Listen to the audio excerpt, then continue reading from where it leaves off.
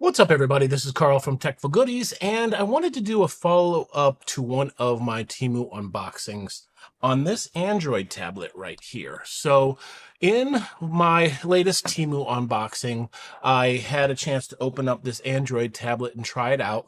And I felt like in that video, I didn't really give a really good review of the tablet itself. So I picked this tablet up for $59 on TEMU. It's a 10.1-inch tablet that runs Android, and it runs Android 13. Okay. Now, there are some really good things about this tablet, and there are some sort of not so great things about this tablet. And I wanted to make sure to go over each one of these things to make sure that you had the opportunity to maybe understand the tablet a little bit more before you went out and purchased it, or help you decide if you want to purchase it. So this is a 10.1-inch tablet that I got from TEMU. So I'll go over the hardware really quick here. So on the left side, you have a volume up, volume down, power. You have a micro SD slot, so that allows you to basically increase the storage on this by whatever you want based on whatever micro SD card you put in there. So that's basically just adding storage if you want to be able to store more photographs, if you want to put videos on there, and if you want to do anything else.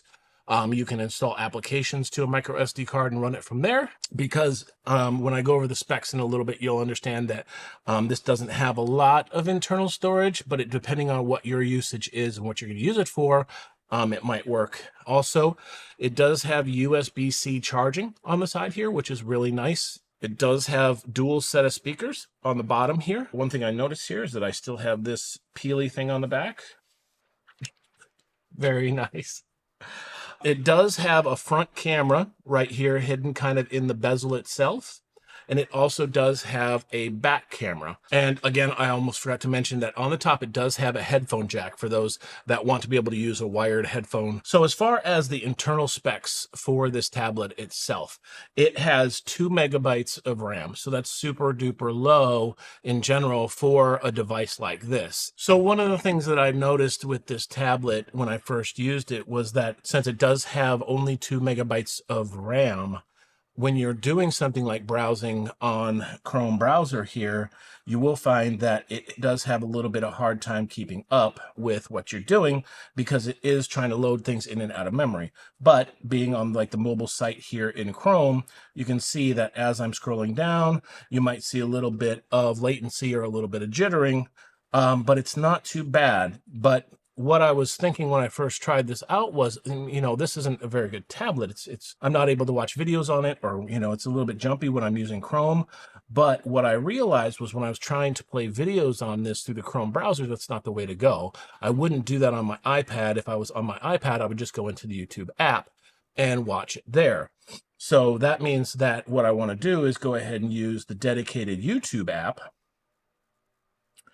And once I'm in the dedicated YouTube app, it does have a little bit of latency when you're scrolling, but not nearly as bad as when it was in the Chrome tablet.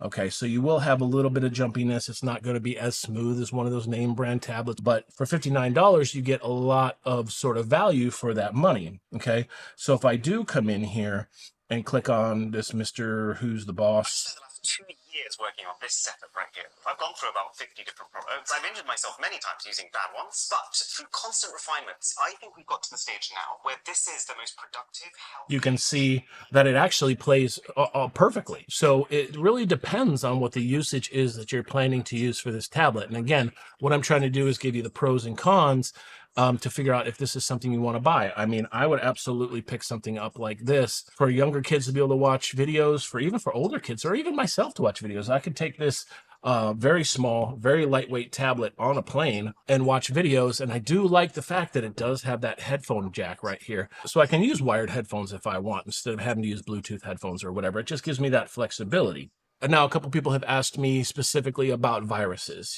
How do you take some of these cheaper devices, cheaper Android devices, and figure out if there's any viruses on here?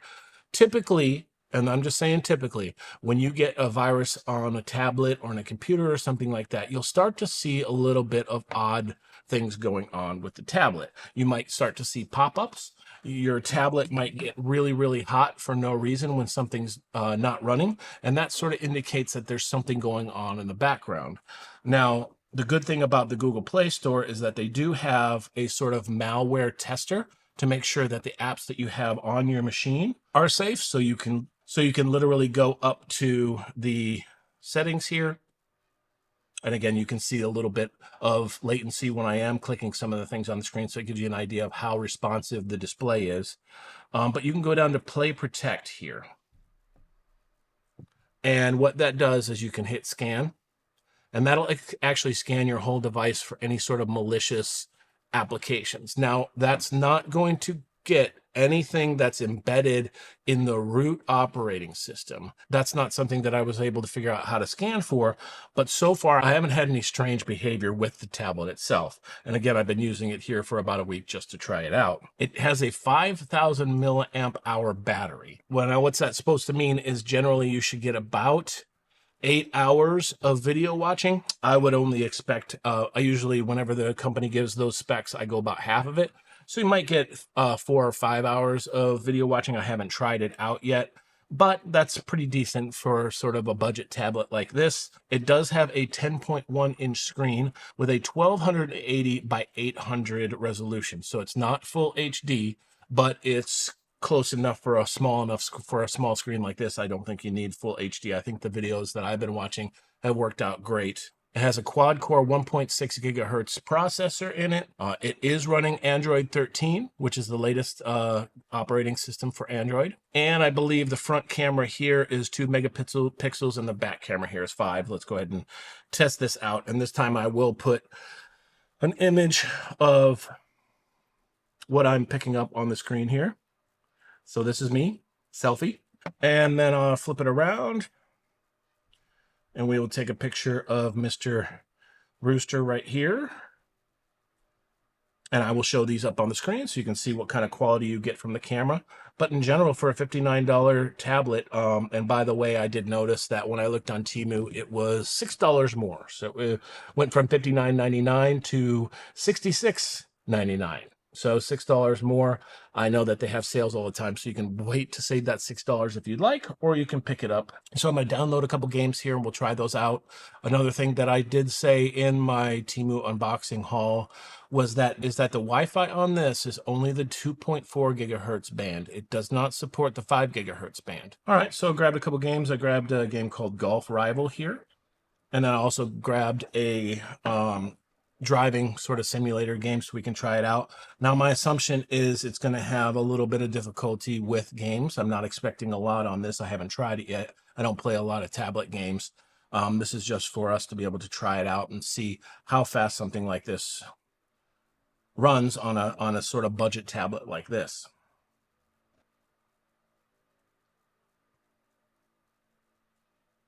All right, so we are in. So you can see there is a little bit of jittery sort of latency when it is sort of panning across the golf course here. If I hit play, it's going to obviously go through the tutorial and stuff, but we can give it a try. So yeah, it's actually playing this game quite well. But again, you can see a little bit of jumpiness here and there. It's definitely not, it's actually more playable than I had expected it to be. Let's go ahead and put this in.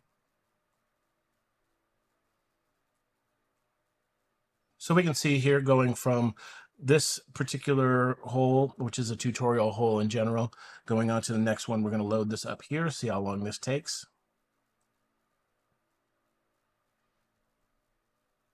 So this is one of the full levels here.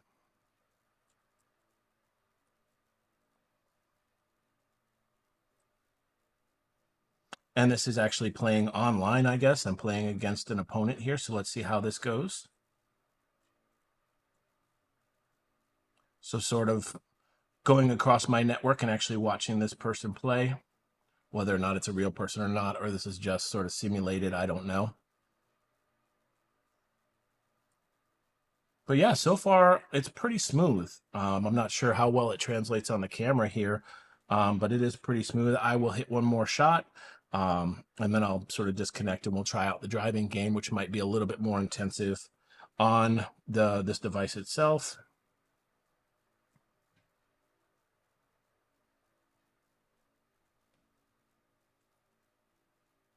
But yeah, so far it's handling this game quite well. So let's go ahead and exit out of this game. Try out the Ultimate Car Driving Simulator. Well, that game did not load at all. Well, oh, here we go.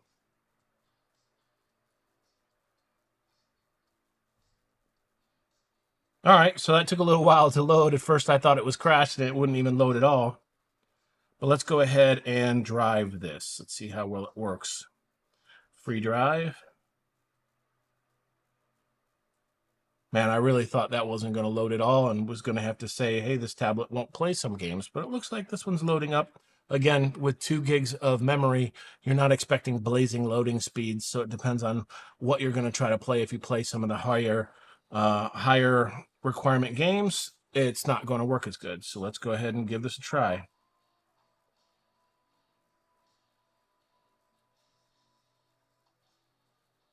Yeah, so you can see that this is really struggling, and this is basically unplayable. So this is kind of an example of a game that is really going to push your tablet to the limits. I mean, I wouldn't say this is horribly unplayable, but it is pretty much unplayable. I'm not going to make any excuses for it. But again, this is a very sort of, I would say, more of a graphics intensive game on a tablet that's a budget tablet that's not really, that we're not really expecting much out of. So I can kind of play it. I can kind of drive around, but there is a lot of stuttering and it's sort of difficult for me to kind of control the car. So yeah, in general, I'm saying this is probably running at about a 15 frames per second. Actually very difficult with some of the effects.